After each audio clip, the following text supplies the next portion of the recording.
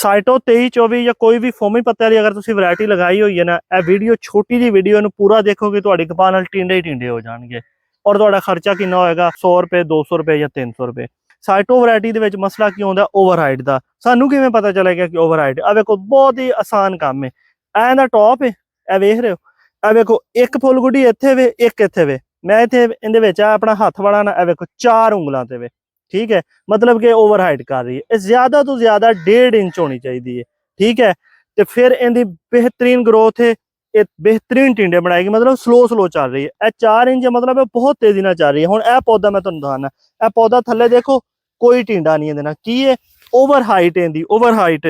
हुण इत्थे असीं 2 वारी मैपीक्वाड दा स्प्रे कीता, लेकिन यह जगह वट वाली है। हुण एक होर चीज़ मैं तुहानूं विखाण लगा, थोड़ा पीछे चलो जी कैमरामैन साहब। हुण यह पौधा तुसीं देखो, ਇਹ ਪੌਦੇ ਨੂੰ ਜ਼ਰਾ ਕਰੀਬ ਕਰਕੇ ਦਿਖਾਓ ਜੀ। ਇਹ ਦੇਖੋ, ਮੈਂ ਇਹਦੇ ਚ ਉਂਗਲੀ ਇਸ ਤਰ੍ਹਾਂ ਲੈ ਕੇ ਗਿਆ ਵਾ, ਇਹ ਮੇਰੀ ਉਂਗਲੀ ਥਲਵੀਂ ਫੁੱਲ ਗੁੱਡੀ ਨਾਲ ਵੀ ਟੱਚ ਹੋ ਰਹੀ ਹੈ, ਉਤਲੀ ਨਾਲ ਵੀ ਟੱਚ ਹੋ ਰਹੀ ਹੈ। ਦੇਖ ਰਹੇ ਹੋ, ਇਹਦੀ ਹੈ ਮੇਨਟੇਨ ਗਰੋਥ, मतलब 1.5 ਇੰਚੀ ਤੱਕ ਇਹ ਨੋਡ ਤੋਂ ਇਸ ਨੋਡ ਤੱਕ ਬਾ ਮੁਸ਼ਕਿਲ 1.5 ਇੰਚੀ। ਹੁਣ ਇਸ ਪੌਦੇ ਨੂੰ ਅਸੀਂ ਥੱਲੇ ਵੇਨੇ ਇਹਦੀ ਕੀ ਪਰਫਾਰਮੈਂਸ ਹੈ। ਇਹ ਦੇਖੋ ਟਿੰਡੇ, ਵੇਖ ਰਹੇ ਹੋ? ਇੱਕੋ ਹੀ ਫੀਲਡ ਹੈ, ਵੇਖ ਰਹੇ ਹੋ ਟਿੰਡੇ ਦੇ? 1 2 3 4 5 6 7 8 9 10 11 12 13 ਟਿੰਡੇ, ਬਲਕਿ 14 ਟਿੰਡੇ ਤੇ 4 ਸਫੈਦ ਫੁੱਲ, मतलब कि तकरीबन 17 ਟਿੰਡੇ।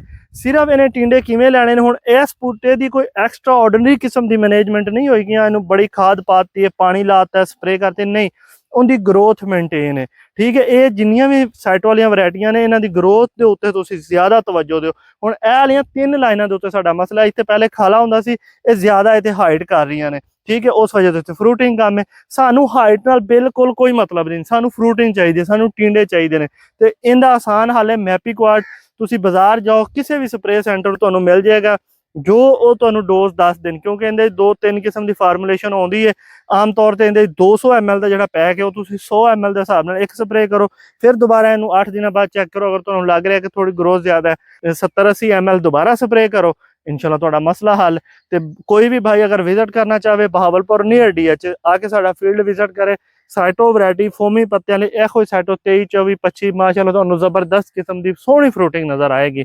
ਔਰ ਹਾਲੀ ਤੇ ਇਹਦਾ ਹਾਲੀ ਸਮਝ ਲਓ ਇਹਦਾ ਪੀਕ ਸੀਜ਼ਨ ਸ਼ੁਰੂ ਹੋਣਾ 15 ਜੁਲਾਈ ਤੋਂ 1 ਸਤੰਬਰ ਤੱਕ। ਤੇ ਉਸ ਤੋਂ ਪਹਿਲੇ ਅਗਰ ਤੁਸੀਂ 15-20 ਟਿੰਡੇ ਬਣਾ ਜਾਂਦੇ ਹੋ ਤੇ ਕਦੀ ਵੀ ਤੁਹਾਡੀ ਪੈਦਾਵਾਰ 20 ਮਣ ਤੋਂ ਥੱਲੇ ਨਹੀਂ ਆਉਂਦੀ, ਬਹੁਤ ਹੀ ਘੱਟ ਖਰਚੇ 'ਚ। ਇਸ ਤੋਂ ਇਲਾਵਾ ਅਗੇਤੀ ਅਗਰ ਤੁਸੀਂ ਕਾਸ਼ ਕਰਦੇ ਹੋ ਤੇ ਖਾਸ ਤੌਰ ਤੇ ਅਗਲੇ ਸਾਲ ਤੁਸੀਂ ਅਗੇਤੀ ਕਾਸ਼ ਦਾ ਕੋਈ ਇਰਾਦਾ ਬਣਾਇਆ ਤੇ ਫਿਰ ਸਾਡੇ ਨਾਲ ਜ਼ਰੂਰ ਰਾਬਤੇ 'ਚ ਰਹੋ, ਤੁਹਾਡਾ ਮੈਂ ਬੜਾ ਫਾਇਦਾ ਕਰਾਂਗਾ।